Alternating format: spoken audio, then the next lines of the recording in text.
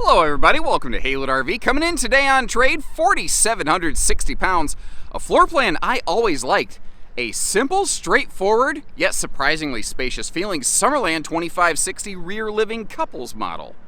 Hello and welcome everybody, my name is Josh the RV Nerd. I'm going to take you through this thing today. Overall, I think it's a really good option for a first timer or what I call a slide skeptic. There's a lot of people out there who are like, I'm spooked about slide outs. I want everything to be as simple and straightforward and solid as possible. This is going to be a really good option. I also think, like I said, for first timers, because it is simple and straightforward. A first time RVer, you can research all you want, but until you actually get into one, you don't know what you don't know, and this is a really solidly built brand that will take care of you for a number of years while you kind of learn the ropes, and then you think about it. So I've called it a couples camper, but even if you've got a small young family, the kids are going to get bigger in a couple years. They only seem to do that. This would be a good way to kind of start camping and then figure out, like, okay, what is the brand new RV that we want to have for like 10 years before we swap into that final couple, say, ultralight or fifth wheel. This is kind of where it all starts. I think this is one of the best ways to get started in camping out there. Or maybe you're just done with the old family pop-up and you're like, I just don't want to set crap up anymore. Booyah!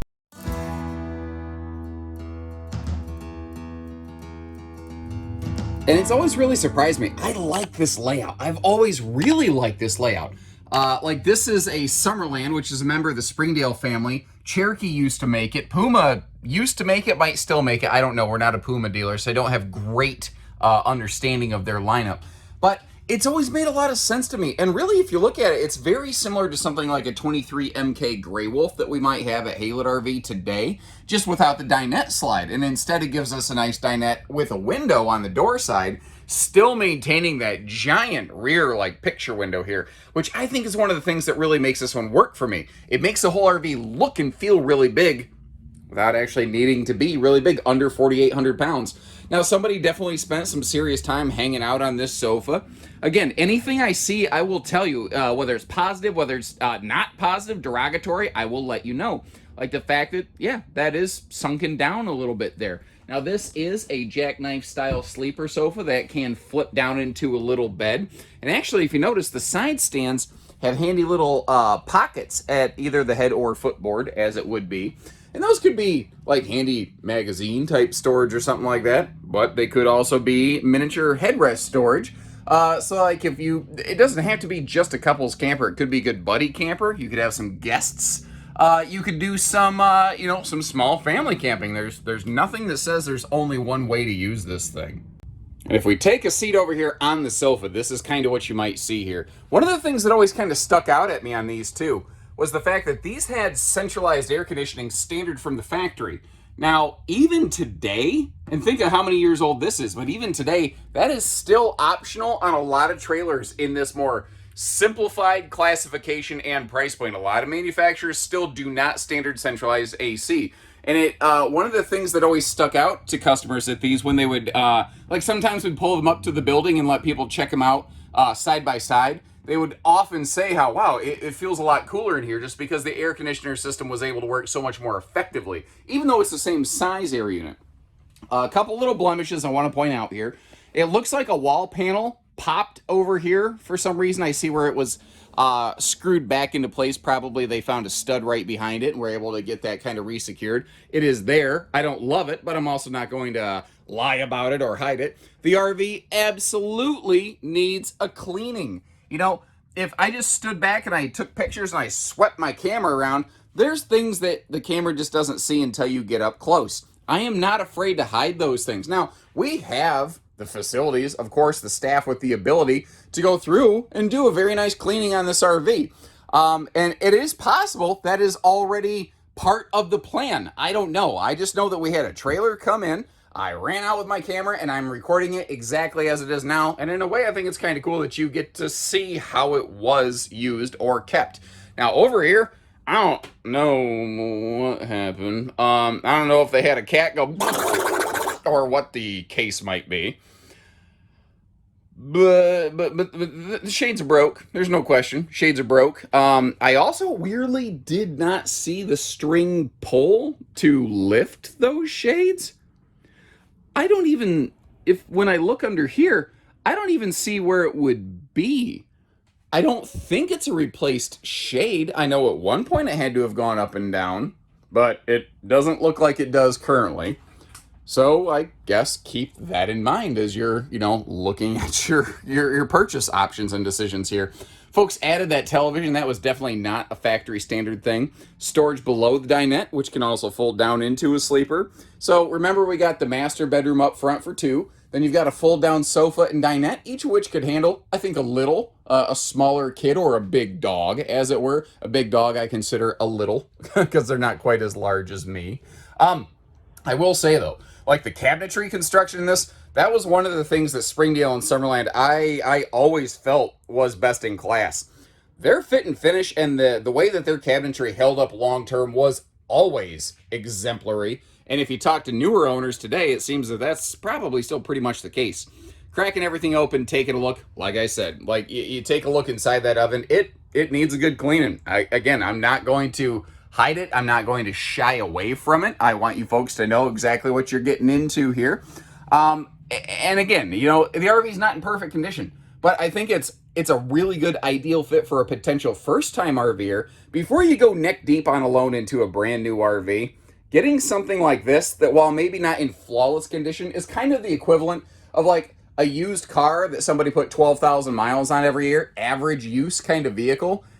I think this is a pretty solid option to get yourself camp started. Now, a couple things over here in the hallway. First of all, this actually has a shocking amount of storage, something you don't realize. Slide outs actually kind of impede the ability for good storage sometimes. If I open that up and we sweep our way down, you can see that thing is huge. And the previous owners basically bought just a simple little kind of particle board, adjustable shelf kind of dresser thing that they put in there. Just to give themselves some extra capacity. A porcelain foot flush stool was a surprise find in here. It just seems a little bit uncharacteristic for this class. And what I mean by that is that seems classier than what I would have expected. I really would have more expected to see just a common plastic toilet, but hey, I'll take porcelain. And from there we come up into the bedroom. This is a camp queen. If you're going to put a true queen in here, you're going to be butt scoot boogieing around the walls. It could theoretically be done. This is, again, a simple series trailer, just kind of wide open carpeted side stands, but that also means that there's less in your way if, it's more wide open if you're kind of a claustrophobic sort of sleeper or something like that. You've got your outlets right up by the headboard, which makes it very super CPAP friendly, actually. And if I pivot you over here, you do have breeze windows on both sides. One of the things that does surprise me a little bit in here, there is no TV hookup in the bedroom space, but that being said, it's not really hard to maybe run a little extension cord and put a wall mount somewhere. And then, depending on the kind of park facilities that you have available, like little smart TVs sometimes, if you can get those to hook up to the park Wi-Fi or just hook up, say, off your phone or something as a mobile hotspot, I think those can be a very viable option that just didn't used to be readily accessible in years past. And there's something about this one. I don't know why. When I see this thing, I picture like a blue truck hooked up to it. I don't know why. It's just the way that my mind worked, I guess. We've got tinted windows. That'll help keep the heat down inside the RV, not to mention keep the furniture fade down. That is a manual awning, by the way. Almost everything today has a power awning. There's actually some kind of cool things about manual awnings. The fact that you can actually really strap them down for, if it's going to be windy, like it actually is today. That being said, if it's going to be really windy, it is always most advisable just to put the awning away. Nice full-size pass-through there with big doors on both sides. Camp shower over here with hot and cold water over on the door side, which I think is cool for a family like mine, where, we like to have things like bubble machines, or we'll play various, like messy games. Like, you go, when you're around the house, you don't want to get messy and dirty stuff through the house. When I go camping with my family, we get out there, we get dirty, we get slimy, we don't care. We rinse off, we take a shower, we go back in. It's supposed to be about mixing it up and doing the things you don't do every single day. At least for us, for me, That little camp shower there is a handy dandy thing, I think. Full four-corner stabilizer jacks. They are manual, but it's surprising how many no-slide trailers out there sneak in no jacks every now and then. Radial tires over here. They look to be original, but they also don't look to be bad. I don't see bad weathering or anything on those. Again, just like the inside, the outside needs a bath. I think the inside certainly needs it more than the outside. Probably got a couple rainy day free baths every now and then. This also has pretty much a seamless floor decking, which is the same kind of thing that Montana does, actually. This is cool. Cougar and Montana both use a thing called Dynaspan floor decking, and Springdale did as well. It's basically, there's just one giant sheet of wood that goes all the way down the floor, no seams, and it is actually 50% more load bearing than plywood. Now, you want a good house, you start with a good foundation, and that sounds like a good way to start to me. The roof doesn't have a ladder, but it is fully walkable. If I try to get you a look up there, now it is windy as a son of a gun, and this long stick I got the camera on, the wind is kind of flipping it around on me right now, so apologies if it's not the best roof view footage.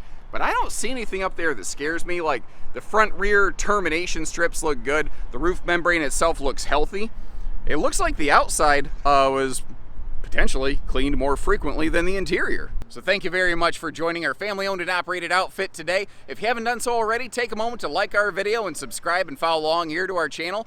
Obviously, we shoot you straight. And if this isn't the right one for you, keep an eye out because we've always got new stuff coming in pretty much every day. So take care, stay safe, have fun. Oh, and if you are looking for other used RV options, I'll also leave a link in our video description for our Advantage One RV consignment store where we sell other used RVs on behalf of owners. So that might give you 2 different outlets to find the one that works for you.